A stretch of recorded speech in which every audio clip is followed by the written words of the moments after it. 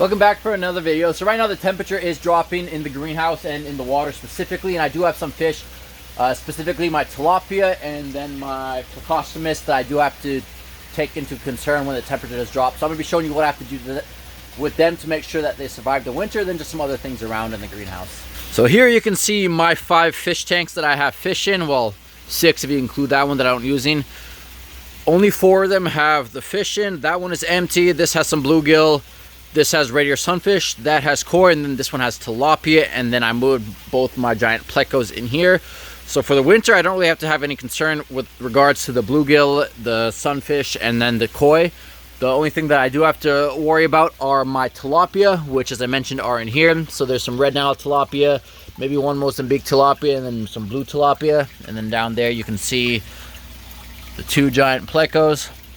They're both on that solids lifting overflow plight. They're probably about 16 inches or so far, or so forth, or something like that.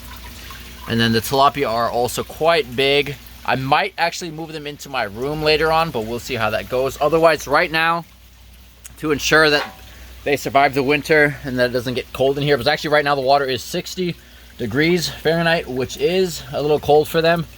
Specifically the Plecostomus, the tilapia should be fine with that for a bit, but it is going to drop colder down here. So right now I have hooked up to this specific tank this heater, which is an 800 watt heater with this thermostat right here.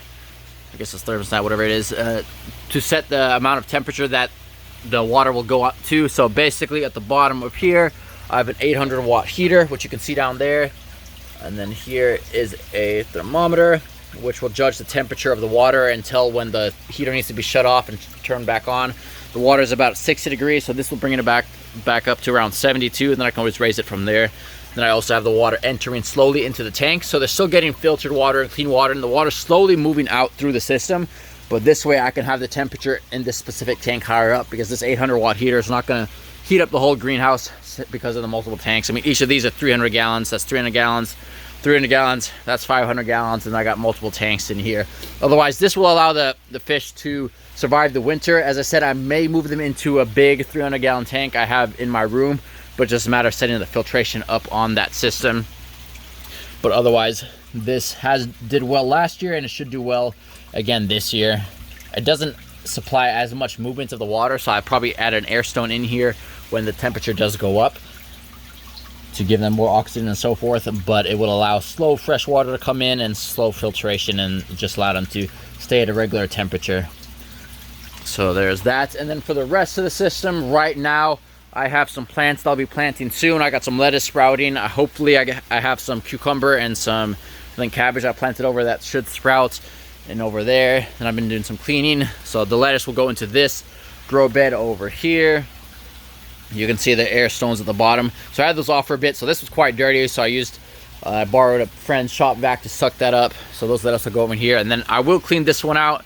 I'll show you how I clean this one out, but there should be a bunch of gunk at the bottom since this one doesn't have any air stones, but this will have some plants as well in there.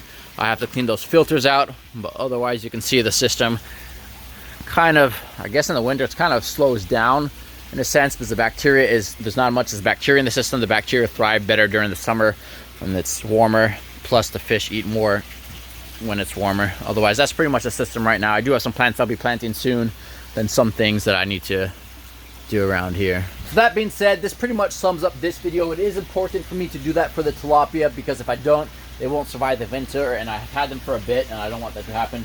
I might want to breed these guys later on, so I'm keeping them. Otherwise I could have eaten them already, given the size that they are. So that pretty much sums up everything. If you do have any questions or comments, remember to leave those below, and I'll get to those when I can. Otherwise, thank you for watching.